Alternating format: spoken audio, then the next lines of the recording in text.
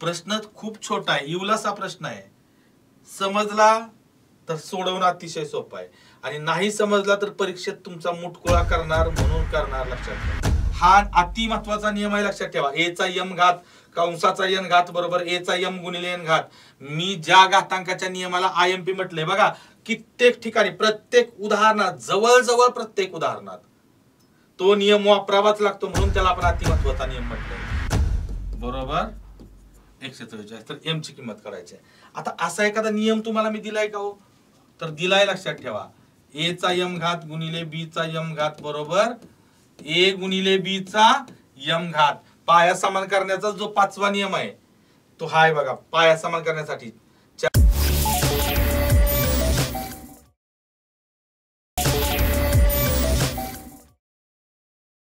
नमस्कार विद्यार्थी मित्रांनो, मी प्राध्यापक नितीन सत्रे आपल्या सर्वांचं वेनेटर करिअर्सच्या ऑनलाईन प्लॅटफॉर्मवरती मनपूर्वक स्वागत करतो. मित्रांनो, आपण अंकगणित या घटकातील, अंकगणित या विषयातील घातांक या घटकावरती चर्चा करत आहोत. बरोबर, पाठीमागच्या सेशनमध्ये घातांकाचे नियम, घातांकाच्या नियमांचे उद्देश, घातांकाच्या नियमांवर आधारित काही प्रश्नांचे प्रकार आपण पाहिलेले आहेत. या सेशनमध्ये आपण घातांकाच्या सर्व प्रकारांवर आधारित असणारे प्रश्न पाहणार आहोत. सर्व. तत्पूर्वी तुम्हाला आय थिंक शेवटच्या लास्ट सेशनला आपण शेवटी एक उदाहरण होमवर्क साठी मी तुम्हाला दिलेलं होतं आणि त्या प्रश्नाचं उत्तर तुम्हाला मी कमेंट करायला सांगितलं होतं आणि आय थिंक बऱ्याच विद्यार्थ्यांनी ते कमेंट केलेलं आहे. बरोबर. तर आता आपण तो प्रश्न काय होता तो एक वेळ पाहूया, सोडवायचा कसा ते पाहूया. बऱ्याच जणांना तो प्रश्न समजला नाही. तर बघा, प्रश्न असा होता, 27 हा 9चा कितवा घात आहे. प्रश्न काय होता, 27 हा 9चा कितवा घात आहे. एकदम सिंपल प्रश्न वाटतो दिसायला हा प्रश्न एकदम सिंपल वाटतो, पण लक्षात घ्या तेवढा सिंपल क्वेश्चन नाही. तर आता 27 हा 9चा कितवा घात आहे. तर बरेच जण काय करतात, 9 त्रिक 27 येतं, 9 त्रिक 27 म्हणून उत्तर 3 लिहितात. उत्तर काय काढतात, त्याचं 3 काढतात की 27 हा 9चा तिसरा घात. तर असं होत नाही. पाठीमागच्या सेशनला मी तुम्हाला सांगितलं होतं 9चा तिसरा घात 27 नसतो, कारण 9चा तिसरा घातचा अर्थ 9 गुणिले 9 गुणिले 9 म्हणजे 9चा गुणाकार 81 होतो आणि 81 गुणिले जर 9 केलं तर ह्याचं उत्तर 729 येतं. लक्षात ठेवा, किती येतं, 729. 9चा तिसरा घात म्हणजे 9चा घन, तो किती येतो, 729 येतो, ना की 27. त्यामुळं 27 हा 9चा कितवा घात आहे. या प्रश्नाचं उत्तर कसं काढायचं. तर बघा, आता कितवा घात आहे, हे कितवा घात आहे ना इथं, तर हे मला माहित नाही कितवा घात आहे. मी याला काय करतो, समजा की 27 हा 9चा कितवा घात आहे माहित नाही, मग कितवा घात आहे त्याऐवजी मी काय म्हणतो, एक्स वा घात आहे. काय म्हणतो, एक्स वा घात आहे. 27 हा 9चा एक्स वा घात आहे असं मी मानतो. मानायला काय हरकत नाही, एक्स मानायचं बिंदास, बेशक. 27 हा 9चा एक्स वा घात आहे. मग काय येणार बघा, 27 हा ही हेचा अर्थ बरोबर चिन्ह असतं, काय लक्षात ठेवा. इथून गणितामध्ये समीकरण मांडताना हा ही हेचा अर्थ बरोबर चिन्ह. 27 हा 9चा कितवा घात आहे, एक्स वा घात आहे. बरोबर, 27 बरोबर 9चा एक्स घात. आणि तुम्हाला एक्स ची किंमत काढायची आहे, आपल्याला एक्स ची व्हॅल्यू फाइंड आउट करायची आहे. कशी काढायची एक्स ची किंमत, तर पहा मित्रांनो, आता इथं हा प्रश्न आहे घातांक या प्रकरणातला. परीक्षेत तुम्हाला काही तिथं प्रकरणाचं नाव दिलेलं नसणार, पण तुमच्या लक्षात येणार आहे घातांकाचा प्रश्न आहे. घात विचारलाय म्हटल्यानंतर घातांकाचा प्रश्न आहे. आणि घातांकातली पहिली गोष्ट, पहिलं एक वाक्य मी लक्षात ठेवायला सांगितलंय, घातांक म्हटलं की पायाशी खेळायचं. घातांक म्हटलं की पायाशी खेळायचं. पायाशी खेळायचं म्हणजे काय, तर पहिला प्रेफरन्स पाया समान करण्यासाठी द्यायचा. मग लक्षात द्या मित्रांनो, इथं पाया 27 आहे, इथं पाया किती आहे, 9 आहे. बरोबर, पाया समान नाही. मग पाया समान करण्यासाठी 27 आणि 9 पाये समान असतील तर अतिउत्तम, पण पाये समान नसतील तर जे असमान पाये असतात त्यांचा एकमेकांशी काहीतरी घातांकित संबंध असतो. हे मी बहुधा बऱ्याच वेळा मी तुम्हाला हे वाक्य सांगितलंय. मग 27 आणि 9 यांचा काहीतरी घातांकित संबंध असणार. काय घातांकित संबंध आहे लक्षात ठेवा. तर 27 हा आणि 9 हे कुठल्या तरी एकाच संख्येचे घात असतील. तर 27 हा 3चा तिसरा घात आहे आणि 9 हा 3चा वर्ग आहे. बरोबर का. म्हणजे इथं पाये बघा 3 आणि 3 पाये समान झाले की नाही.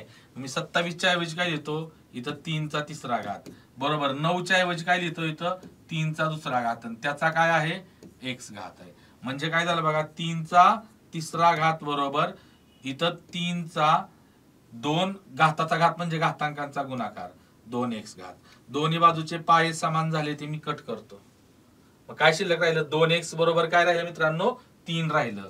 काय राहिलं तर 2x बरोबर 3. मग हे गुणिले 2 आहेत गेलं तर काय होणार तर भागिले 2 लक्षात ठेवा.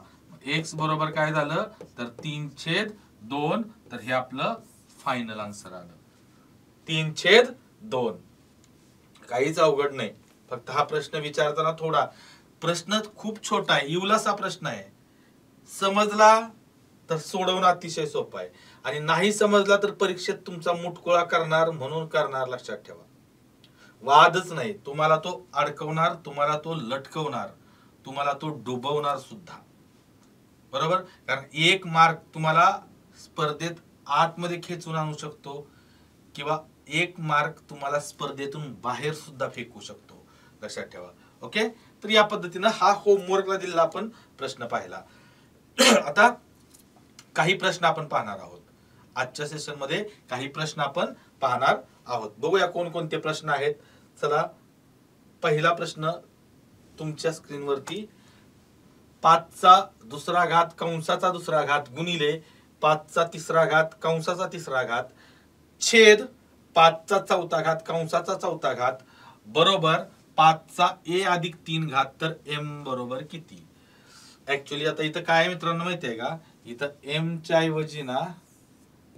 ऐवजी काय माहिती आहे का तर a बरोबर किती असा प्रश्न पाहिजे. थोडी प्रिंट मिस्टेक झाली काय हरकत नाही. a ची व्हॅल्यू काढायची कारण इथं m कुठं आपल्याला दिसत नाही a दिसतंय आपल्याला. इथं व्हेरिएबल a आहे त्यामुळे a ची व्हॅल्यू आपल्याला फाइंड आउट करायची आहे.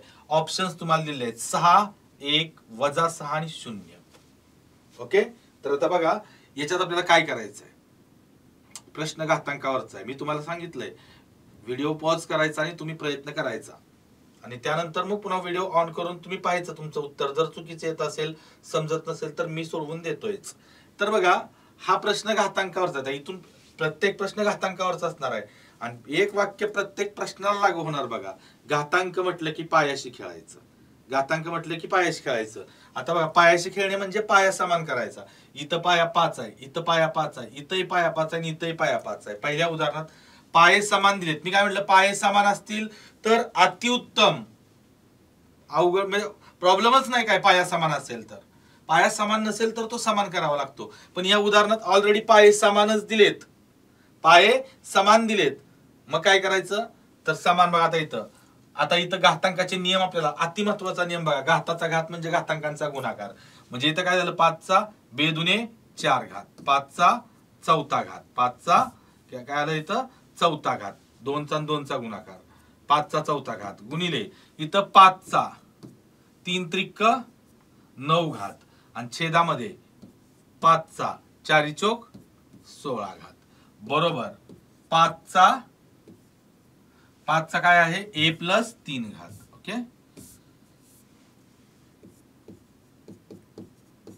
a + 3 घात. आता आपल्याला घातांकाचा नियम माहिती आहे. पहिला आणि दुसरा नियम एकाच वेळी आपण वापरूया. पाया समान असताना गुणाकाराच्या प्रक्रियेत घातांकांची काय होते मित्रांनो बेरीज होते. बरोबर की नाही. मग इथं काय झाली 9 4 किती झालं तर 5चा 13 घात आणि छेदामध्ये 5चा 16 घात बरोबर 5चा a + 3 घात. आता इथं भागाकारामध्ये पाया समान असताना भागाकाराच्या प्रक्रियेत घातांकांची वजाबाकी होते. 13 - 16 केलं तर काय होणार मित्रांनो तर 5चा 16तून 13 गेलं. इथं लक्षात ठेवा इथं याच काय होणार आहे. इथं मी करतो 5चा 13 - 16 होणार आहे. तर इथं प्रत्येक वेळेस स्टेप वाढवायची गरज नाही. ते कारण 13 भागाकारात पाया समान असताना भागाकाराच्या प्रक्रियेत घातांकांची वजाबाकी होते. हा दुसरा नियम आपण पाहिलेला होता. मग 13 - 16 काय येतं तर -3 घात बरोबर 5चा a प्लस 3 घात. आता बरोबर चिन्हाच्या दोन्ही बाजूचे पाये समान झाले का? या पायाला हा पाया कट झाला. मग a प्लस 3 ची किंमत काय आली मित्रांनो? -3. काय आली? तर बघा इथं a प्लस 3. a प्लस 3 ची किंमत किती आली? -3. आता हे +3 तिकडे गेल्यानंतर काय होणार मित्रांनो? +3 इकडे गेल्यानंतर -3 होतं. मग a बरोबर -3 समान चिन्ह असेल बेरीज किंवा वजाबाकी करताना तर त्यांची सरळ बेरीज होते आणि येणाऱ्या उत्तराला समान असलेलं चिन्ह दिलं जातं. 3 आणि 3 6 आणि हे मायनस. तर a ची किंमत किती आली? a इज इक्वल टू -6 -6 म्हणजेच पर्याय क्रमांक 3 हे आपलं फायनल आन्सर असेल. पर्याय क्रमांक 3. ओके, चला पुढचं उदाहरण तुम्ही प्रयत्न करा लगेच. पुढचं उदाहरण सेम आहे, थोडासा बदल आहे बघा. 11चा दुसरा घात कंसाचा चौथा घात पुन्हा कंसाचा 6वा घात छेद 11चा -9 -9 घात बरोबर 11चा 2m अधिक 6 घात. तर m ची किंमत किती? m बरोबर किती? ऑप्शन्स तुमच्या समोर आहेत. 51/2, दुसरा ऑप्शन 26, तिसरा ऑप्शन 63/2 आणि चौथा ऑप्शन आहे 48. ओके, आता काय करायचं इथं बघा. इथं पाया 11 आहे, इथं पाया 11 आणि इथं पाया 11 आहे. म्हणजे आपल्याला पाया समान करायची गरज पडत नाही.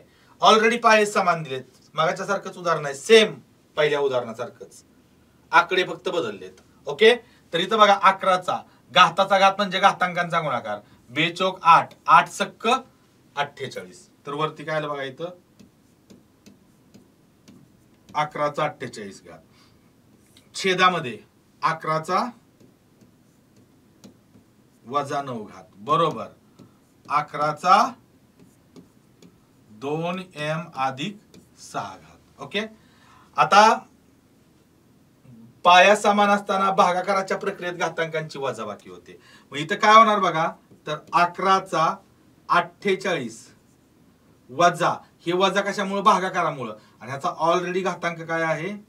-9 बरोबर 11चा 2m अधिक 6 घात. ओके, आता इथं काय झालं बघा, 11चा 48 वजा वजा काय होणार? अधिक होणार. ओके, तर 11चा 48 अधिक 9 घात बरोबर 11चा 2m अधिक 6. दोन्ही बाजूचे पाये समान झाले की नाही? चला पायाला पाया मी इथंच कट करून टाकतो. मग 2m ची किंमत काढायची आपल्याला. 2m अधिक 6 बरोबर काय आलं? 48 अधिक 9. बघा इथं काय आलं? 2m अधिक 6 इथला घात बरोबर इथला घात बरोबर 48 अधिक 9. 48 अधिक 9. आता बघा 48 आणि 9 ची बेरीज केली आपण. 8 आणि 9 17. 8 आणि 9 किती आलं? 17. ओके, आणि इथं 4 8 1 4 आणि 5 आलं. 48 आणि 9 57. हे अधिक 6 इकडे आल्यानंतर काय होणार? -6 आणि या बाजूला काय राहिलं? 2m. तर बघा आता इथं हे 2m बरोबर 57 मधनं 6 गेलं किती राहतं? 51. तर m ची किंमत काढायची आहे. हे गुणिले 2 तिकडे भागिले 2 होतं. 51/2. तर m ची व्हॅल्यू काय आली मित्रांनो? 51/2 म्हणजेच पर्याय क्रमांक 1 हे आपलं उत्तर असेल. पर्याय क्रमांक 1 हे आपलं फायनल आन्सर असेल. काहीच अवघड नाही बघा याच्यामध्ये, काहीही अवघड नाही. नेक्स्ट क्वेश्चन काय बघा. 3चा वर्ग गुणिले 4चा x घात बरोबर 48चा वर्ग. तर x ची किंमत किती? एकदम छोटा प्रश्न आहे. आता हाही प्रश्न तुम्हाला थोडा कन्फ्यूज करू शकतो, पण कन्फ्यूज होण्यासारखं काहीच नाही. x ची व्हॅल्यू काढायची आपल्याला. आता इथं पाया किती आहे? 3, इथं पाया किती आहे? 4 आणि इथं पाया किती आहे? 48 आहे. बरोबर की नाही? पाये समान नाहीत, इथं पाये समान नाहीत. मग आपल्याला पहिली गोष्ट लक्षात ठेवायचं, पाया समान करून घ्यायचंच आहे. मग आता इथं एक गोष्ट लक्षात ठेवा, इथं प्रश्न असा आहे 3चा वर्ग गुणिले 4चा x घात बरोबर 48चा वर्ग. x ची किंमत काढायची आहे का नाही? आणि आता पाय 3चा आणि 4चा काय एकमेकांशी घातांकी संबंध आहे का? बिलकुल नाही, बिलकुल संबंध नाही. लक्षात ठेवा. आता 3चा आणि 48चा भागाकाराशी संबंध आहे, पण घातांशी संबंध काय नाही. 3चा कुठलाही घात 48 नाही किंवा 3च्या कुठल्याही घाताचा घात 48 नाही. मग आता x ची व्हॅल्यू काढायची आहे ना, तर ज्याची किंमत काढायची आहे त्याला नेहमी एकटं पाडायचं. मग मी काय करतोय 4चा x घात इथं आहे असं ठेवतो. या साईडला काय आहे 48चा दुसरा घात. आता हे 3चा वर्ग इकडे गुणिले आहे का नाही, तो इकडे भागिले 3चा दुसरा घात होतो. बरोबर, गुणिलेचं भागिले होतं. आणि मग आपल्याला घातांकाचा नियम काय सांगतो, अपूर्णांकाच्या अंश आणि छेदाचा घात समान असेल तर तो आपण एकदाच कंसाचा घात लिहू शकतो. मग इथं बघा 4चा x घात बरोबर इथं 48 भागिले 3 आणि ह्या दोघांचा घात कॉमन आपण इथं घेऊ शकतो. हा नियम आपण पाहिलेला आहे. बरोबर, मग इथं जर तुम्ही भाग दिला 3 एके 3, इथं 3 एके 3 आणि 3 सक्क 18, म्हणजेच काय आलं बघा इथं 4चा x घात बरोबर 16चा वर्ग. आता बघा 4चा आणि 16चा काहीतरी घातांकी संबंध आहे का? हो आहे. काय आहे तर 16 हा 4चा वर्ग आहे. मग इथं बघा हे 4चा x घात बरोबर मी 16च्या ऐवजी काय लिहू शकतो, 16च्या ऐवजी 4चा वर्ग, कारण 4चा वर्ग 16 असतो आणि त्याचा पुन्हा काय आहे वर्ग, त्याचा पुन्हा वर्ग आहे की नाही. हा 4चा वर्ग म्हणजे 16 आणि त्याचा वर्ग आहे 16चा वर्ग म्हणजे घाताचा घात. मग घाताचा घात म्हणजे घातांकांचा गुणाकार. 4चा x घात बरोबर हे 4 आणि बे दुने 4. मग दोन्ही बाजूचे पाये समान झाले की नाही बघा. पाये मी काय म्हटलं, पाया समान करायला पहिला प्रेफरन्स द्यायचा. पाये समान झाले तर त्यांचे घात पण समान असतात. मग x बरोबर काय आलं 4. x ची व्हॅल्यू किती आली 4. म्हणजेच आपलं उत्तर काय असणार आहे पर्याय क्रमांक 2. पर्याय क्रमांक 2 हे आपलं फायनल आन्सर असेल. नेक्स्ट क्वेश्चन काय पहा, 256 बरोबर 64चा x घात तर x बरोबर किती. प्रश्न असा आहे 256 बरोबर बघा 256 बरोबर 64चा x घात तर x ची किंमत काढायची आहे. सिंपल उदाहरण आहे बघा, एवढंच उदाहरण आहे पण नाही समजलं तर डोक्याचं दही करतं. मग आता बघा 200 इथला पाया 256 इथला पाया 64 आहे. आता 256चा 64चा काही घातांकी संबंध आहे का हो, तर 256 आपल्याला माहिती आहे वर्ग संख्या आहे कोणाचा 16चा वर्ग आहे. बरोबर नाही 16 16 कोणाचा वर्ग आहे हो 4चा वर्ग. मग आपल्याला मी तुम्हाला बऱ्याच वेळा सांगितलंय वर्गाचा वर्ग म्हणजे काय असतो चौथा घात असतो. लक्षात ठेवा, म्हणजे 4चा 256 बघा 256 हा काय आहे तर 4चा चौथा घात आहे मित्रांनो. कशावरून तर 4च्या वर्गाचा वर्ग आहे. 4च्या वर्गाचा तो काय आहे वर्ग. 4चा वर्ग 16 आणि 16चा वर्ग 256 आणि 64 हा 4चा घन आहे. 4चा काय आहे घन आहे. तो तर आपल्याला पाठच असतो. मग मी इथं फक्त काय करतो यांच्या किमती ठेवतो. 256 म्हणजे 4चा चौथा घात आणि 64 म्हणजे 4चा घन आणि त्याचा काय आहे मित्रांनो x घात. मग घाताचा घात म्हणजे घातांकांचा गुणाकार. 4चा इथं 3x घात आणि इथं 4चा किती घात आहे तर चौथा घात. बरोबर चिन्हाच्या दोन्ही बाजूचे पाये समान झाले की नाही. पाये समान झाले तर पायाला पाया कट करा. मग म्हणून बघा इथं 3x बरोबर किती आलं 3x बरोबर 4. तर x बरोबर हे गुणिले 3 इकडे गेल्यानंतर काय होतं भागिले 3 होतं. x बरोबर काय आलं मित्रांनो 4/3 किंवा 4/3 म्हणजेच याचं उत्तर काय आलं पर्याय क्रमांक 4. याचं उत्तर काय आलं पर्याय क्रमांक 4 4/3. आतापर्यंत मला असं वाटतं की तुम्हाला काही न समजण्यासारखं यामध्ये काहीच नाही. फक्त एक गोष्ट महत्वाची आहे, या सर्व घातांकातला कुठलाही प्रश्न सोडवताना एक गोष्ट सेंटरला राहते ते म्हणजे काय पाया बेस. पाया समान असणं आवश्यक आहे. लक्षात ठेवा पाया समान असेल तर अतिउत्तम, नसेल तर उदाहरणात दिलेल्या कंडिशन वरून तो पाया आपल्याला समान करून घ्यावा लागतो. पाया आपल्याला समान करून घ्यावा लागतो. ओके, पुढचा प्रश्न बघा काय 8चा 11 - x घात बरोबर 512चा वर्ग तर x बरोबर किती. ओके, आता हे इथं नाही पाहिजे, x बरोबर किती असं आहे. 8चा 11 - x घात बरोबर 512चा वर्ग तर x ची किंमत काढायची आपल्याला. बरोबर, आता कशी काढणार आपण, पुन्हा तेच घातांकातलं उदाहरण आहे. घातांकातलं उदाहरण आहे तर आपल्याला पहिला नियम काय लक्षात ठेवायचा आहे की पाये समान पाहिजे. मग इथं बघा 8 आहे. प्रश्न असा आहे 8चा 11 वजा x घात बरोबर. आता 512 एक गोष्ट लक्षात घ्या बरं का, 512 हा काय आहे हो, तर तो 8 चा घन आहे. काय आहे? 8 चा. आणि इथला पाया 8 आहे, इथला पाया 512 आहे. त्यांचा एकमेकांशी काहीतरी घातांकी संबंध आहे का, तर आहे. 512 म्हणजे काय आहे, 8 चा घन आहे आणि त्याचा काय आहे, दुसरा घात. ओके, मग इथं काय झालं बघा, 8 चा 11 वजा x घात बरोबर इथं 8 चा घाताचा घात म्हणजे घातांकांचा गुणाकार. हा अति महत्वाचा नियम आहे, लक्षात ठेवा. a चा m घात कंसाचा n घात बरोबर a चा m गुणिले n घात. मी ज्या घातांकाच्या नियमाला IMP म्हटलंय बघा, कित्येक ठिकाणी प्रत्येक उदाहरणात, जवळजवळ प्रत्येक उदाहरणात तो नियम वापरावाच लागतो, म्हणून त्याला आपण अति महत्वाचा नियम म्हटलंय. मग बघा, या दोन्ही बरोबर चिन्हाच्या दोन्हीकडचे पाये समान झाले ना, या पायाला हा पाया कट करा. मग 11 वजा x बघा, म्हणून 11 वजा x बरोबर काय आलं, 6. हे वजा x इकडे आलं तर काय होतं माहितीये का, तर अधिक x. ओके, आता काय झालं बघा, हे आपल्याला x ची किंमत काढायची आहे ना, या बाजूला 11 राहिलं, हे अधिक 6 इकडे वजा 6 आणि इकडे फक्त काय राहिलं, x. 11 तून 6 गेलं किती राहिलं, तर x बरोबर 11 तून 6 गेलं किती राहिलं, 5. तर x ची किंमत किती आली मित्रांनो, 5 आली. 5 म्हणजेच इथं ऑप्शन क्रमांक 1. ओके, काहीच अवघड नाही, काहीच तुम्हाला त्रास होईल अशी कोणतीच गोष्ट नाही. नेक्स्ट एक्झाम्पल काय बघा, 2 चा चौथा घात कंसाचा दुसरा घात गुणिले 32 चा m घात बरोबर 8 चा वर्ग, तर m बरोबर किती. पुन्हा एकदा सेम तसाच प्रश्न आहे बघा. कसाही प्रश्न किती फिरून विचारू द्या, आपला पहिला उद्देश, पहिला हेतू, पहिलं ध्येय काय असलं पाहिजे, तर पाये समान करून घेणं. पाये समान करून घेणं हे आपलं पहिलं ध्येय असणं गरजेचं आहे, पहिलं ध्येय. बाकी दुसरा विचारच नाही डोक्यात, लक्षात घ्या.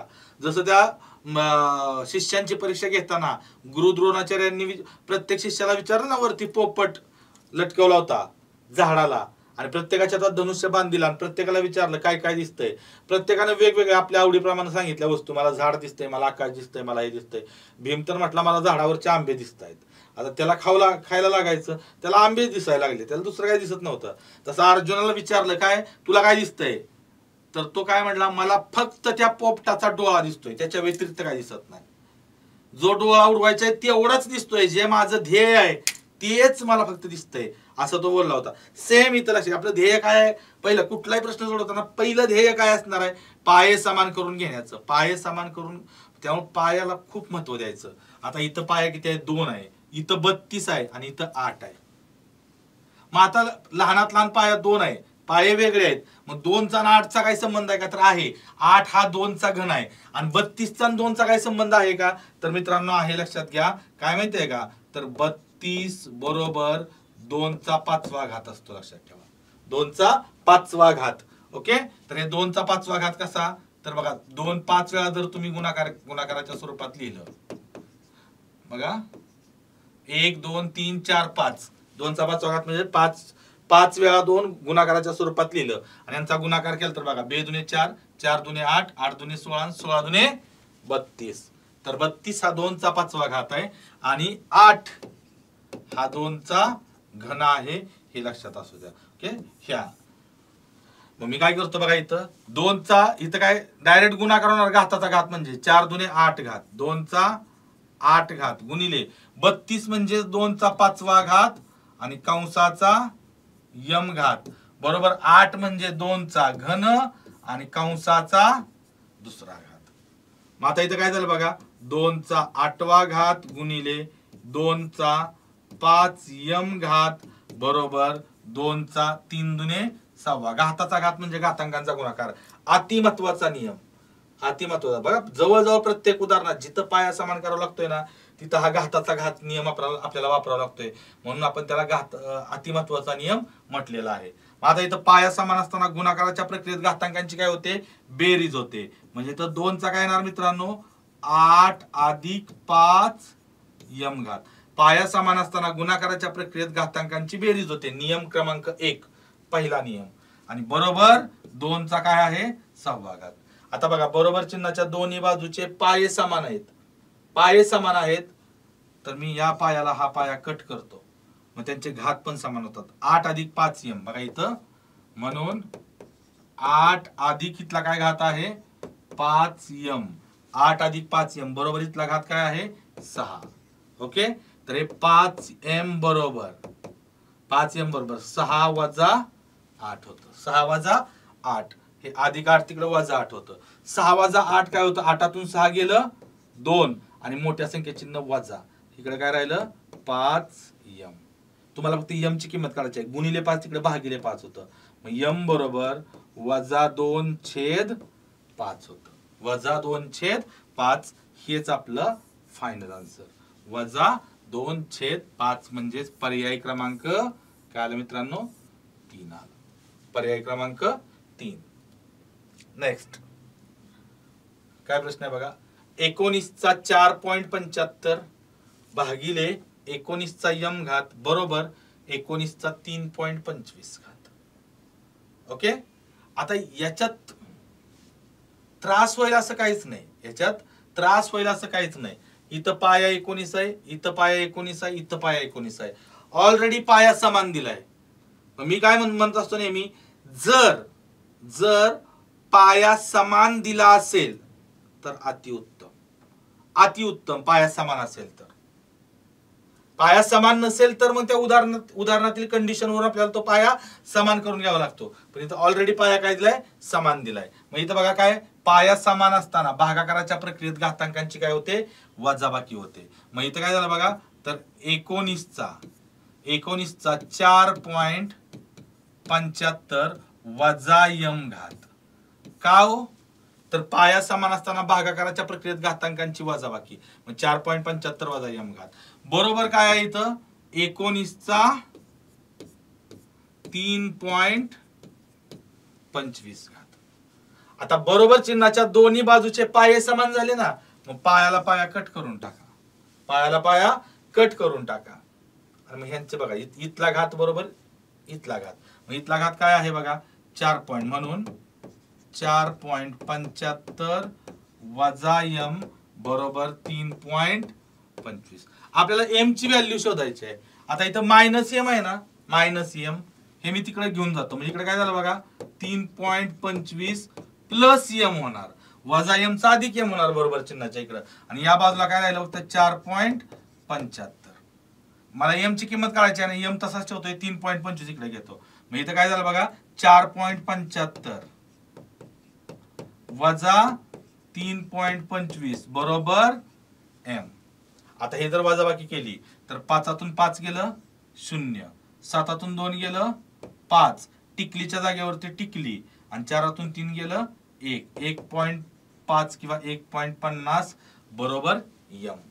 1.5 किंवा 1.50 दोन्हीचा अर्थ एकच होतो, म्हणजे 1.5. m ची किंमत किती आली 1.50. 1.50 ऑप्शन क्रमांक 3. बघा एकदा तुम्हाला समजायला लागलं, एकदा समजलं ना, ज्यावेळी एखादी अवघड गोष्ट तुम्हाला समजते त्यावेळी ती सर्वात सोपी होऊन जाते. लक्षात ठेवा, जो कोणतीही गोष्ट तुम्हाला समजत नाही तोपर्यंतच ती अवघड असते. एकदा समजली की कितीही अवघड गोष्ट एकदम सोपी होऊन जाते. सेम कंडिशन इथं तुमच्या, आता तुम्ही अनुभव घेत असाल, जर तुम्ही अभ्यास केला असेल तर लक्षात ठेवा, पाठीमागचे व्हिडिओज पाहिले असतील, घातांकाच्या नियमाचा चांगला अभ्यास केला असेल, आपला प्रत्येक व्हिडिओ घातांकावरचा पाहिला असेल, तर तुम्हाला ही उदाहरणं आरामात इझिली सुटणार. लक्षात घ्या. Next example. आता हा तर प्रश्न ऍक्च्युअली आपला पाठीमागच्या सेशन मध्येच झालेला होता. तुम्हाला ज्यावेळी मी प्रकार शिकवत होतो त्या प्रकारामध्ये फक्त थोडासा बदल केलेला आहे प्रश्नामध्ये. 81चा 1/4 घात बरोबर किती? 81चा 1/4 घात बरोबर किती? तर बघा प्रश्न असा आहे, 81चा 1/4 घात बरोबर किती? तर काय करायचंय बघा आता इथं, तर एखाद्या संख्येचा घातांक अपूर्णांकात असेल, आठवत असेल तुम्हाला बघा, एखाद्या संख्येचा घातांक अपूर्णांकात असेल तर ती संख्या कुणाच तरी या छेद एवढा घात असते. मग लक्षात घ्या 81 कुणाचा चौथा घात आहे हो, तर 3चा चौथा घात आहे. चौथा घात कसा लक्षात ठेवायचा याची शॉर्टकट किंवा टेक्निक तुम्हाला मी सांगितले. चौथा घात म्हणजे वर्गाचा वर्ग. 81 कोणाचा वर्ग आहे? 9चा वर्ग. 9 कोणाचा वर्ग आहे? 3. म्हणजे 81 हा 3च्या वर्गाचा वर्ग आहे, म्हणजे तो 3चा चौथा घात आहे. मग 81च्या ऐवजी मी काय लिहितो इथं 3चा चौथा घात आणि कंसाचा 1/4 घाताचा घात म्हणजे घातांकांचा गुणाकार. तर 3चा काय होणार बघा 4 गुणिले 1/4 4 ला 4 कटलं म्हणजेच 3चा 1 घात आणि 3चा 1 घात म्हणजेच उत्तर काय येतं मित्रांनो 3 येतं. तर 81चा 1/4 म्हणजेच ऑप्शन उत्तर काय आलं option number 1 3. Okay. Next question काय बघा. हा एक प्रश्न थोडा प्रकार वेगळा आहे या प्रश्नाचा. काय आहे बघा 3चा m घात गुणिले 4चा m घात बरोबर 144. तर m बरोबर किती. आता बघा प्रश्न असा आहे 3चा m घात गुणिले 4चा m घात बरोबर 144. तर m ची किंमत करायची आहे. आता असा एखादा नियम तुम्हाला मी दिलाय का हो. तर दिलाय लक्षात ठेवा a चा m घात गुणिले b चा m घात बरोबर a गुणिले b चा m घात. पाया समान करण्याचा जो पाचवा नियम आहे तो हा आहे बघा. पाया समान करण्यासाठी 4 5 आणि 6 हे पाया समान करण्यासाठी हा एक नियम मी तुम्हाला दिला होता. मग बघा आता इथं गुणाकाराच्या प्रक्रियेत आता पाये समान नाहीत पण त्यांचे घात समान आहेत. तर मी कसं लिहू शकतो 3 गुणिले 4 कंसाचा m घात बरोबर 144. ओके. मग 3 चौक काय आला मित्रांनो 12चा m घात बरोबर 144. आता इथं पाया 12 आहे तर 144 काय आहे हो तर तो 12चा काय आहे वर्ग आहे. काय आहे 12चा वर्ग आहे. मग या पायाला इथला पाया गेला. मग मित्रांनो m ची किंमत किती आली इथला घात m आणि इथला घात 2 m ची किंमत किती आली 2 आली. m ची व्हॅल्यू किती आली 2. इथपर्यंत मला खात्री आहे इथपर्यंत तुम्हाला अगदी इझिली समजलं असेल. ओके. तर हे सोपं आहे एकदम. यात काहीच अवघड नाही. आता यानंतरचा जो प्रश्न आहे ना बघा 2चा n अधिक 1 घात अधिक 2चा n घात छेद 2चा n अधिक 4 घात वजा 2चा n अधिक 1 घात बरोबर किती. इथं ना n ची किंमत काढायची आहे ना काय n ची वगैरे व्हॅल्यू काढायची नाही. तर हा प्रश्न मी तुम्हाला होमवर्क साठी देतोय. कशासाठी मित्रांनो तर हा प्रश्न तुम्हाला होमवर्क साठी देतोय. म्हणजे तुम्ही प्रयत्न करायचा हा प्रश्न सोडवण्याचा तुम्ही स्वतः प्रयत्न करायचा आहे. कसा करताय बघू. आणि या प्रश्नाचं उत्तर ऑप्शन आहे तुमच्या समोर 2/3 3/14 1/13 आणि 5/13. तर तुम्ही ऑप्शन जे काही उत्तर असेल ते तुम्ही कमेंट करायचं आहे. ओके. तुम्ही स्वतः प्रयत्न करायचा आहे. नेक्स्ट व्हिडिओ मध्ये तुम्हाला मी हे सोडवून देणारच आहे. तुम्ही अगदी हा व्हिडिओ शेवटपर्यंत पाहिलात त्याबद्दल मी तुमचं मनापासून आभार मानतो. आणि जाता जाता तुम्हाला फक्त आठवण करून देतो जर तुम्ही अजूनही आपला व्हेनेटरचा चॅनल सबस्क्राईब केला नसेल तर चॅनल सबस्क्राईब करा. बेल आयकॉन दाबा जेणेकरून प्रत्येक व्हिडिओचं नोटिफिकेशन तुम्हाला तुमच्या मोबाईल वरती अगोदरच तुम्हाला भेटून जाईल. जेणेकरून लाईव्ह लेक्चर्स असतील नवीन एखादा व्हिडिओ आला मग तो गणितचा असेल मराठी व्याकरणचा असेल जीएसचा असेल करंटचा असेल किंवा फिजिकल बद्दल काही नवीन माहिती असेल व्हेनेटरवर एखादी टेस्ट असेल तर त्याचं नोटिफिकेशन तुम्हाला अगोदरच मिळण्यासाठी बेल आयकॉन दाबा. आणि ज्या तुमच्या मित्रांना गरज आहे त्या मित्रांपर्यंत या चॅनलची लिंक शेअर करा जेणेकरून तुमच्या प्रत्येक मित्राला याचा फायदा होईल. ओके. आजच्या सेशन मध्ये आपण इथंच थांबतोय. पुढच्या सेशन मध्ये हा प्रश्न होमवर्कला विचारलेला प्रश्न घेऊन मी पुन्हा आपल्याला भेटायला येणार आहे. तोपर्यंत धन्यवाद.